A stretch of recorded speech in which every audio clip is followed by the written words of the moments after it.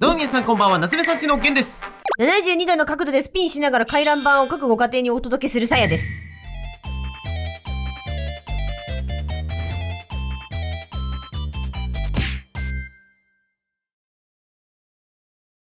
新車じゃねえかよ、それ。これは回覧板ではなくて回転板ですね。回せ回せ回覧板回せよ。すべ猫回してんじゃねえよ。ということで、今回ですね、こちらでございます。なんて書いてあるでしょうか？せーの、甘くて美味しい伊達巻きウィーク。もうそんなことより僕はね、本当はナスじゃないこいつが気になってしょうがない。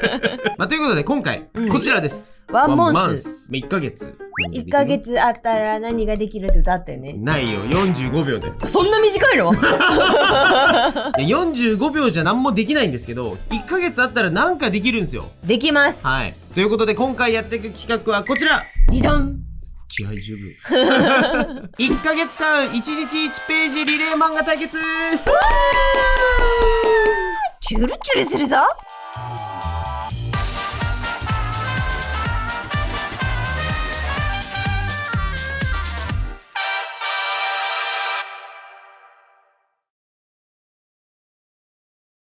はい。言った通りです。おお。だいぶ昔に、1 1分1コマリレー漫画対決っていう企画やったの覚えてますかね？見たことある方もいるかも。迷うと書いた名作を生み出してしまった。はい。おたべってやつね。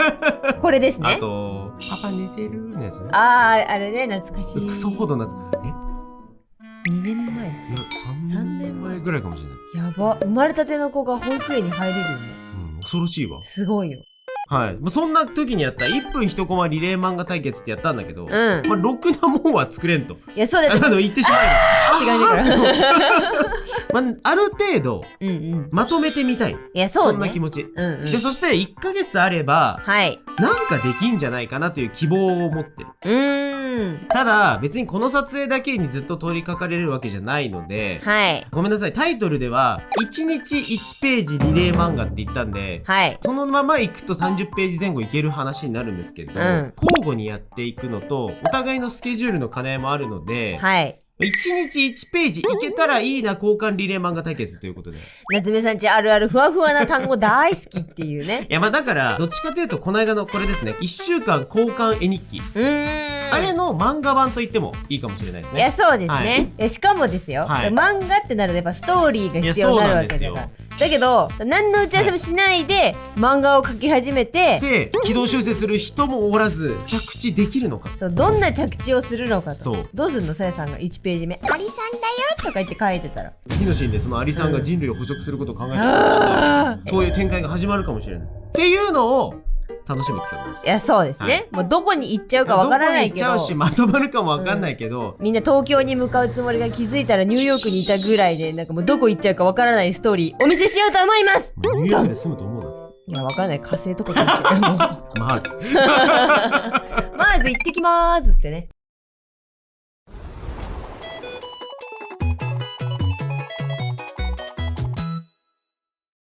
では、まあやっていくんですけども、ごめんなさい。ここはマジで許してほしいんですけど、ちょっと綺麗なネームくらいだと思ってください。あ、そうだね。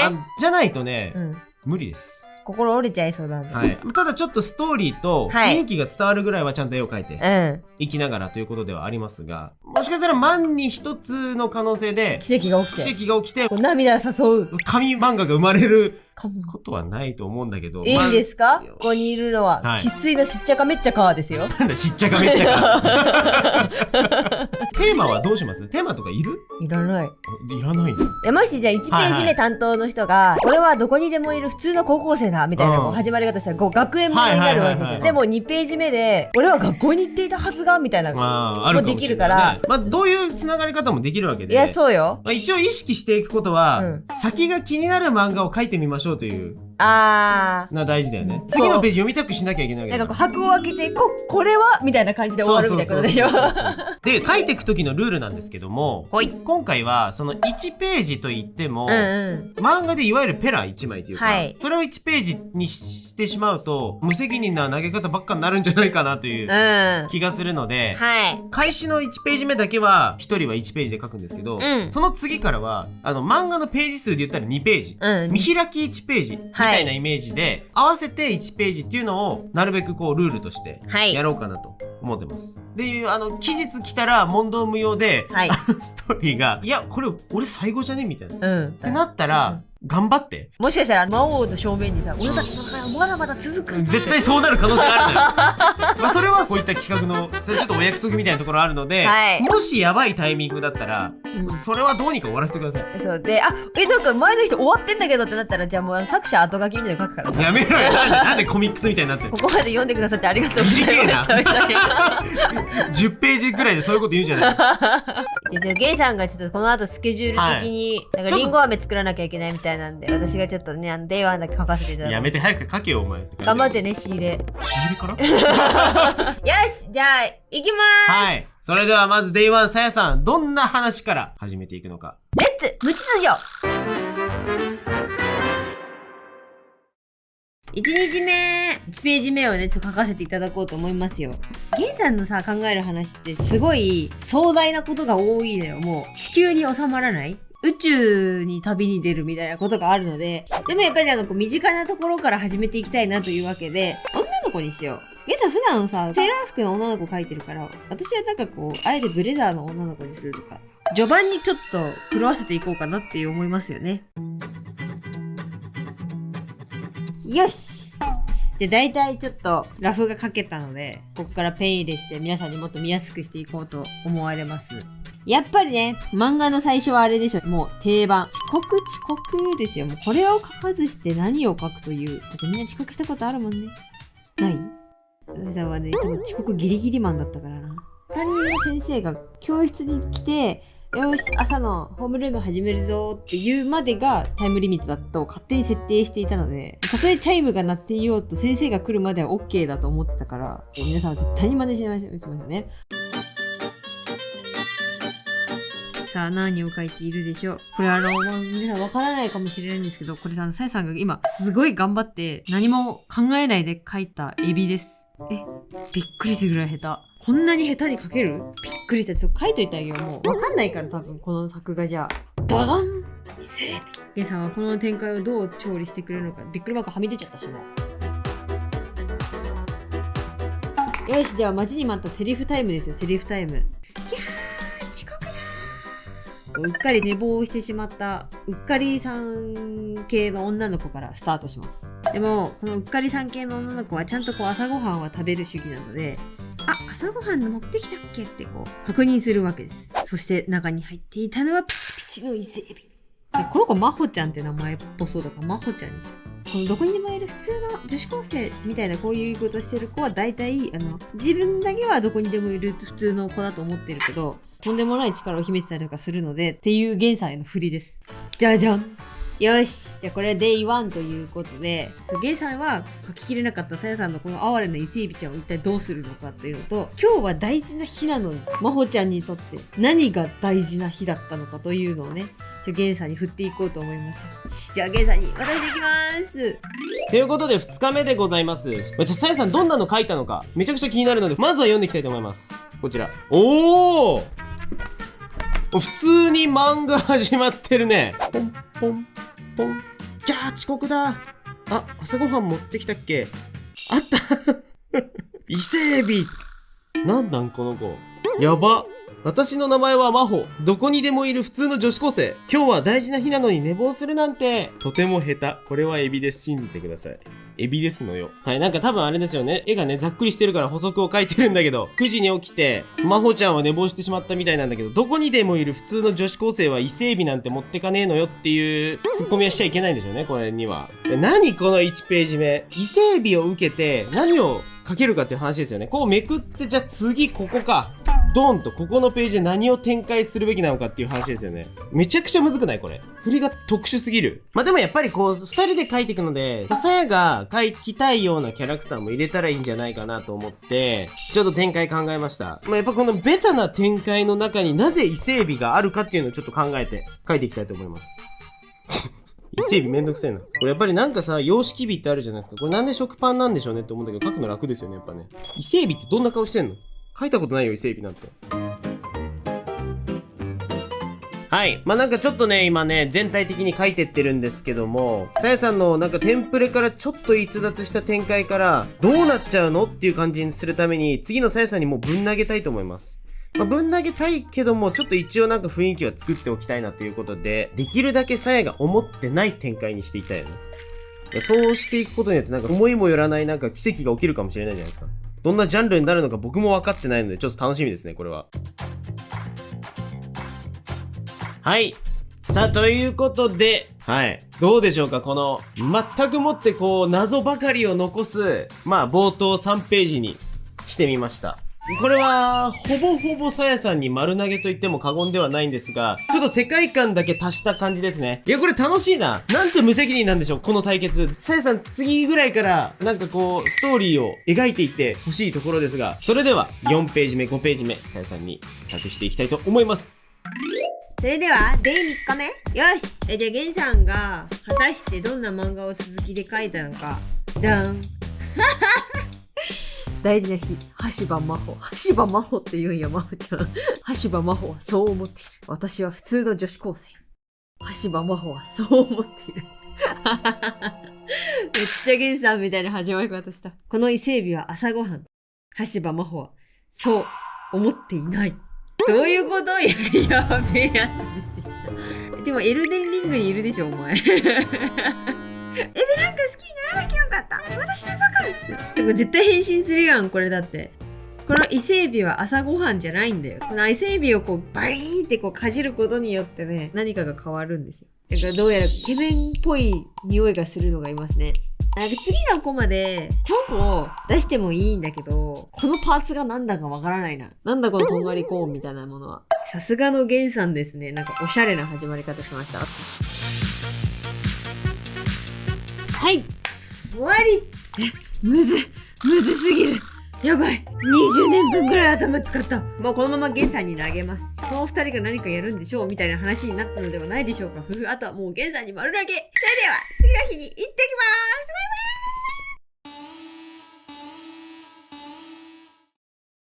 皆さんどうもこんにちは、さやです。カスカスです。喉がカスカスです。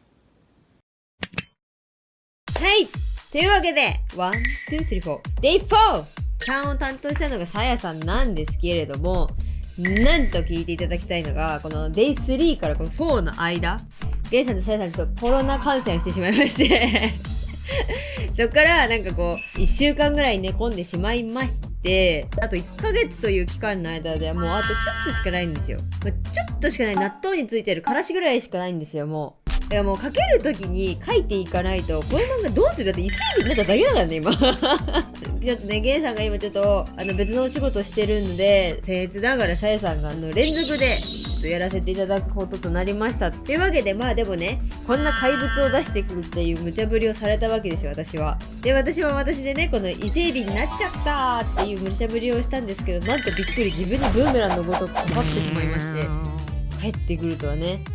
いやでもさやさんのなんかね好きそうなね書きやすそうなねこうイケメンも出しましたので、ちょっとまほちゃんとこのイケメンのさロマンス香るような感じにしちゃおうかなって思ってるわけよ。はい、とりあえずだいたい今コマを待ってみました。もうゲンさんの入る余地をなくし、完全にラブコメにしてしまいました。さあ書いてまいりましょう。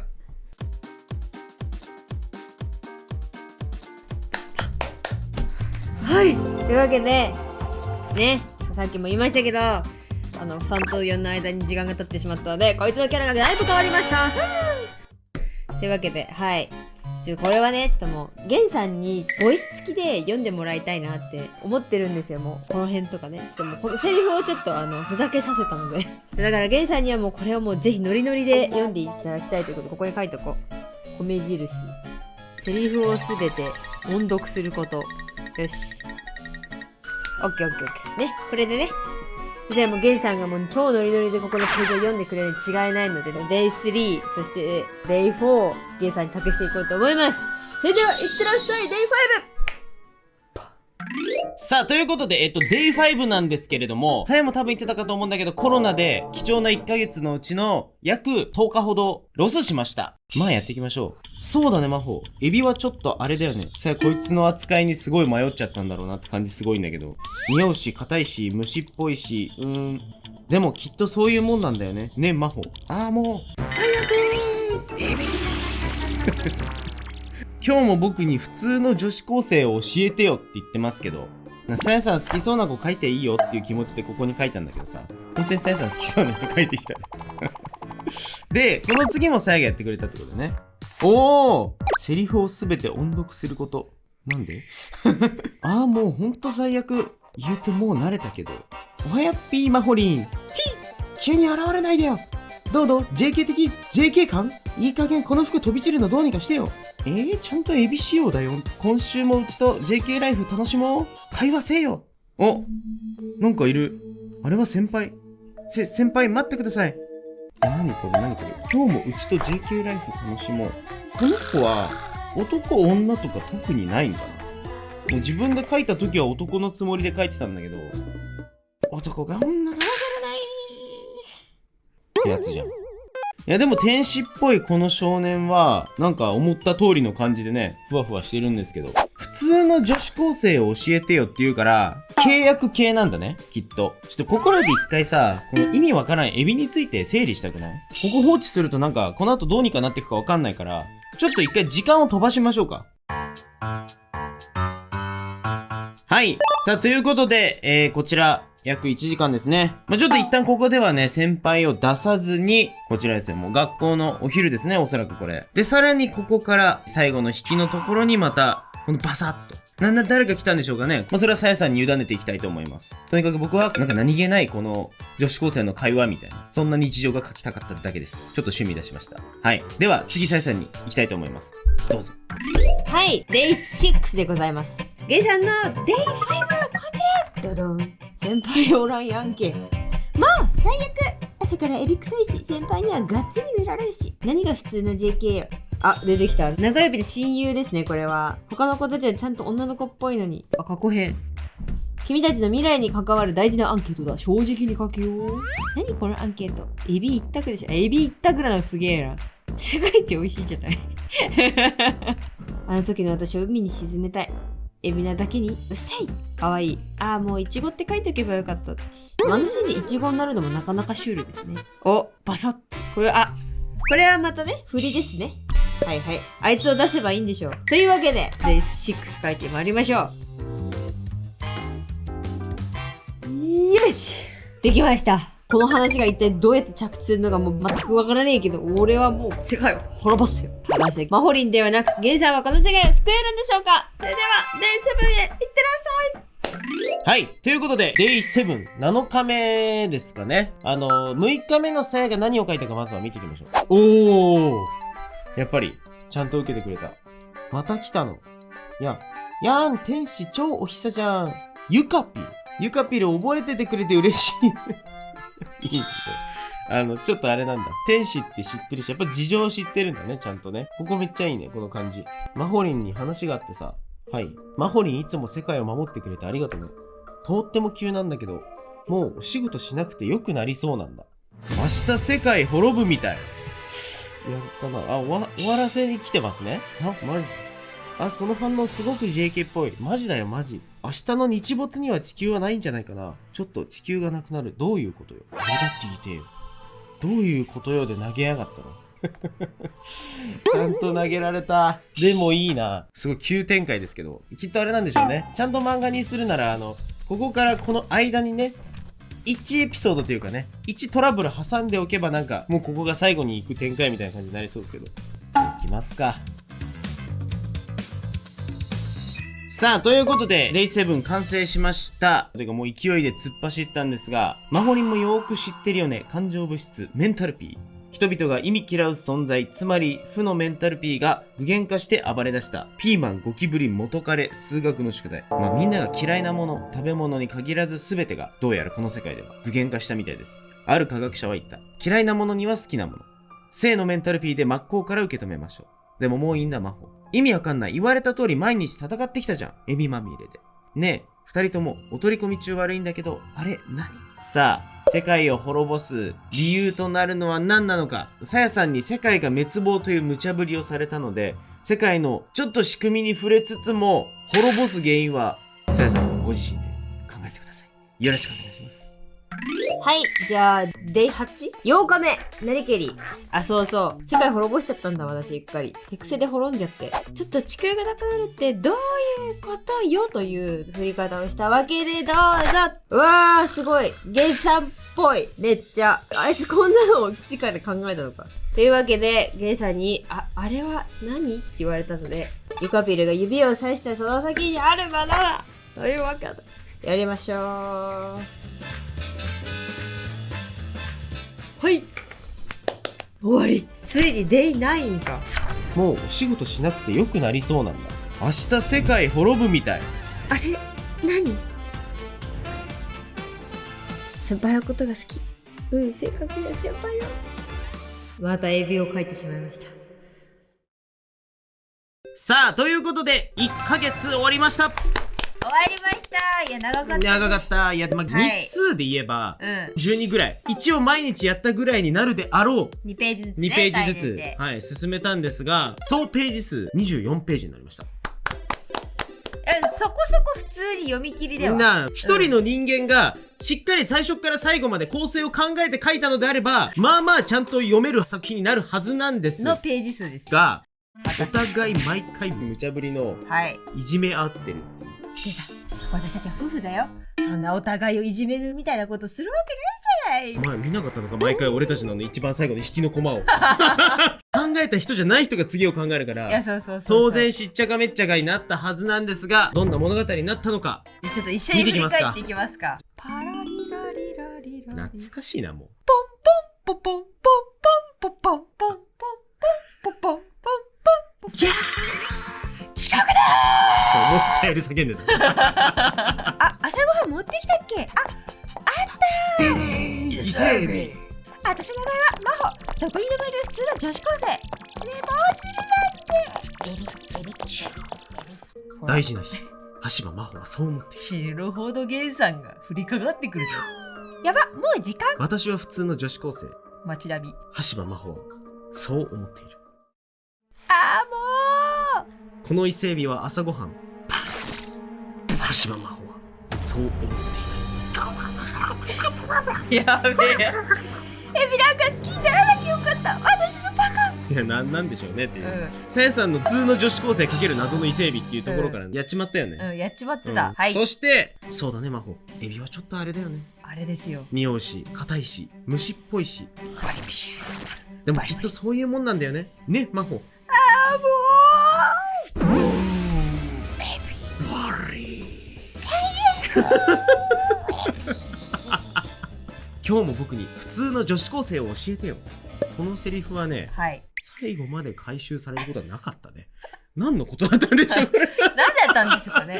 まあそれは置いといて、次行きますかね。ここね、ちょっとね、コロナ明けで、ちょうど僕が仕事にてんてこまいというか、追われてた時期やったんで、さやがもう次書いちゃいました。もうほんと最悪。言ってももう慣れたけど。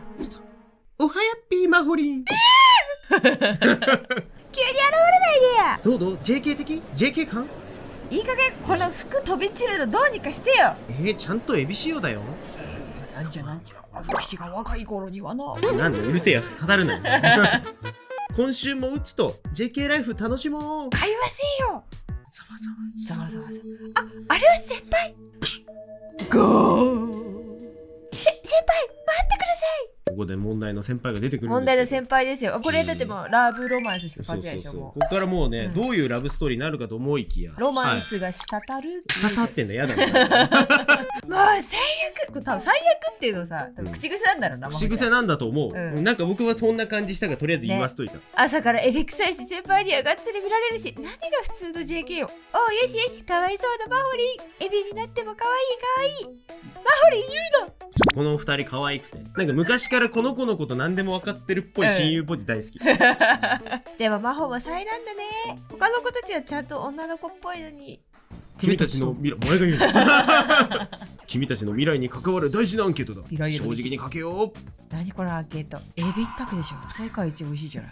あの時で私を海に沈めたいエビだけに遅いもうイチゴって書いとけばよかった。真帆イチゴ柄のパンツ履いてたもんね。いつの話よ。バサバサ何が来たんですか？まあこいつだろうなまた来たの？いや天使超おひさちゃん。ゆかぴる覚えててくれて嬉しいそうここ仲いいのちょっと可愛いそうここ仲いいのかこういうの好きやねお互いこういうの好きやねんをどんどん詰めていった結果って感じこの少ない時間とさ、ページ数の中にさ、なんか好きなもんをどれだけ入れられるか選手権してるいやそうだからまとまるわけねえのよそうマホリンに話があってさ。はい。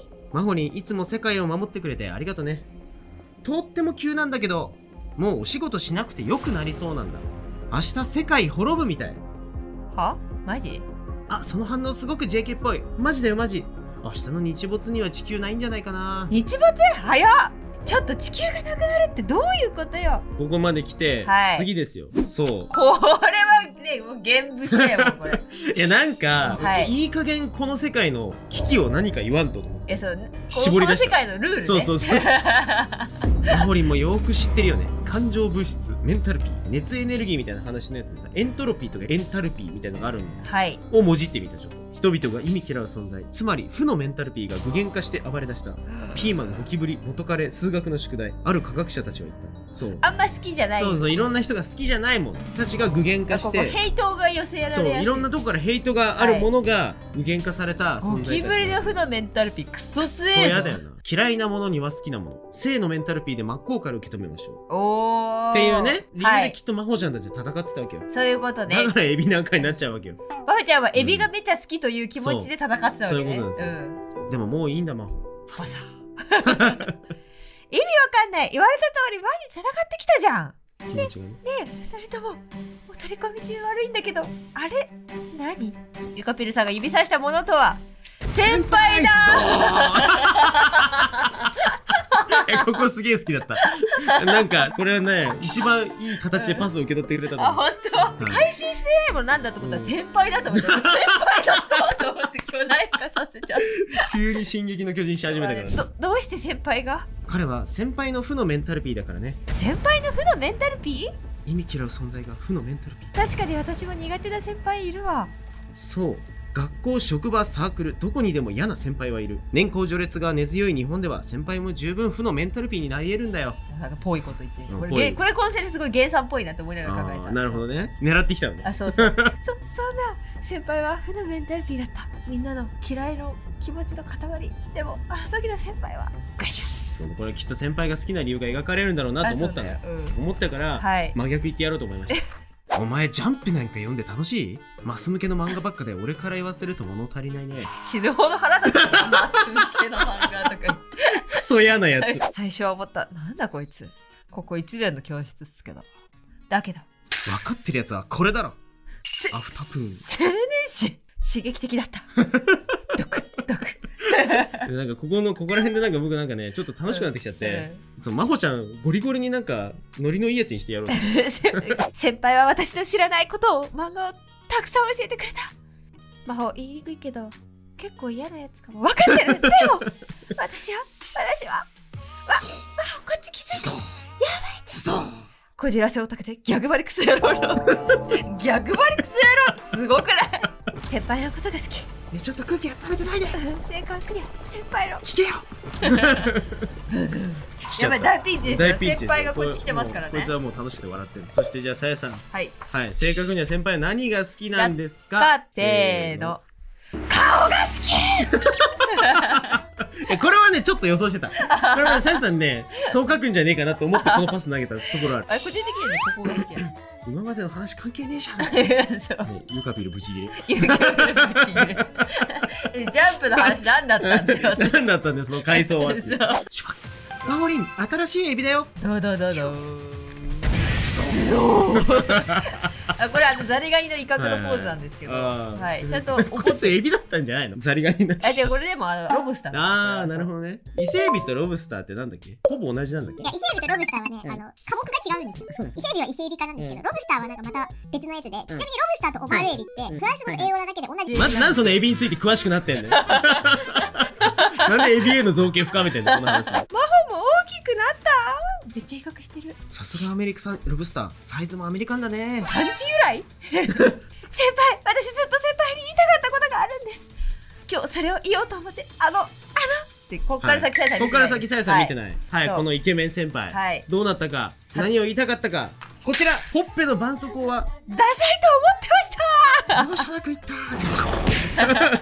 先輩脳天ぶちそう抜かれそう、てる。先輩の絆創膏ぶん殴ってるわけよ。あ、そういうことね。そう、顔面ぶん殴ってるの。もう先輩もひっくり返ってる。そう